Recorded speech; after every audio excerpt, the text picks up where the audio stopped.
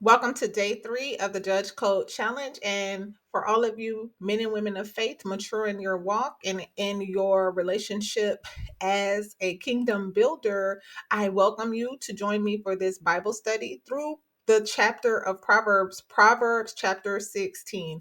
If you know that you are a man or woman according to First Peter 2 and 9, the royal priesthood, and you understand from my introduction to kingdom governance, your responsibility and your calling in the realm of justice, then welcome. And I look forward to swapping notes with you. And today we're on verse 3, which principle is to yield your will to Yah, and He will establish the right thinking within you. My favorite place to illustrate this principle is in literally in the Lord's Prayer, that where Yahusha, the anointed one, meaning the king who has been anointed. And I won't go too deep into this, but the picture of Yahusha as the anointed king, he is like David. David was anointed while Saul was still king. And he, for a period of time, from the time that he was anointed as the one to be king, he was not seated on his throne. But Yahusha is the one anointed. He just has not been seated on his throne yet. And there is a generation, according to First Peter 2 and 9, who is a royal priesthood.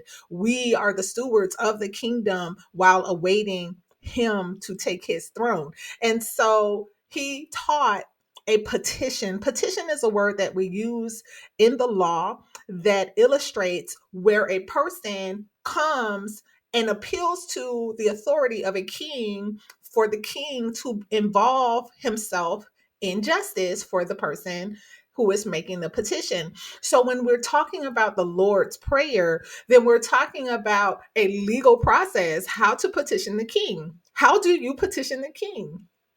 And that is what that prayer, it walks you through the procedure of the royal throne and how to approach the king for justice.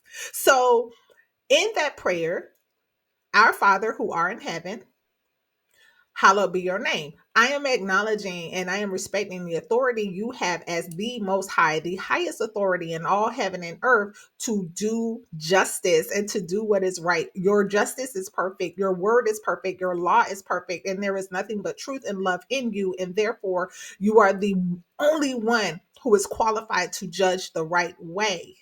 Okay. So we first honor the king when we come before him. We honor his authority. And we saw this principle illustrated in Proverbs 16, verse 1. He is establishing that he is the ultimate authority of all justice. Anything that is to be called justice originates with him, his principles, and his dictates. He is looking for men and women who can be trusted to respect the fact that justice comes from him. It does not come from us, it does not come from our self righteousness. It does not come from our knowledge, our skills, or our ability. It comes from our submission to his mission, our mission within his mission. If you look at the word submit, then that is what the picture is. Committing my works to his is saying, I acknowledge your mission as a higher mission, and I am placing myself under your authority by choosing your mission as my mission. And when I do that, the Most High gives me the right perspective. He gives me the right thoughts. He gives me the ability to see things and interpret them through His heart and not through my own. Because I am mortal and I am flawed and I have experiences that can cause me to become biased or to do wrong in the way that I judge a situation. But when I'm in a place of commitment, I am committed to the mission of my Father. This is what the Lord's Prayer is illustrating for us. It is illustrating our authority within His authority to do justice. I hope this encourages you and blesses you, and I look forward to seeing you tomorrow for day number 4 of our challenge.